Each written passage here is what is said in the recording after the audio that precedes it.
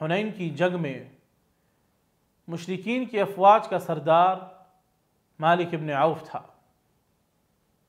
بنو حوازن سے تعلق رکھنے والا یہ کمانڈر بنو ثقیف کے تعاون سے 25,000 کے لشکر کے ساتھ حنین کے میدان میں اترا۔ یہ شخص بلا شبہ بہت بڑا شجاع اور بہادر تھا،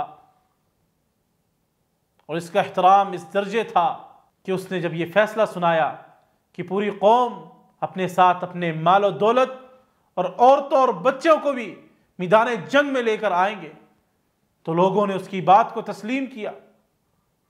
اس جنگ میں اللہ سبحانہ و تعالی نے مسلمانوں کو فتح نصیب کی۔ بنو ثقیف اور بنو حوازن بھاگ اٹھے۔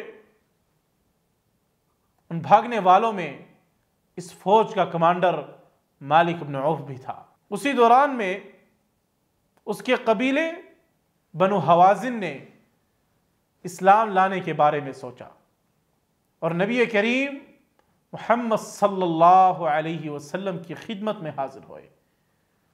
تو اللہ کے رسول صلی اللہ علیہ وسلم نے ان کی عورتیں اور بچے واپس کر دیے۔ آپ نے مالک ابن عوف کی قوم کے افراد سے پوچھا، مالک ابن عوف کہاں ہے؟ انہوں نے بتایا، لوگوں سے چھپتا پھرتا ہے، وہ نہایت خوف زدہ اور اپنے مستقبل سے پریشان ہے۔ اللہ کے رسول صلی اللہ علیہ وسلم نے فرمایا، مالک کو اطلاع کر دو کہ اگر وہ مسلمان بن کر میرے پاس آ جائے تو میں اس کے اہل و عیال اور مال اسے واپس کر دوں گا اور اسے 100 اونٹ بھی دوں گا۔ مالک ابن عوف کو جب اللہ کے رسول صلی اللہ علیہ وسلم کا پیغام ملا تو گویا یہ اس کے دل کی آواز تھی۔ جس مصیبت اور پریشانی سے وہ دوچار تھا، اس کا حل یہی تھا کہ وہ اسلام قبول کر لے۔ چنانچہ وہ فوراً طائف سے اللہ کے رسول صلی اللہ علیہ وسلم کی خدمت میں حاضر ہوتا ہے اور اسلام قبول کرتا ہے۔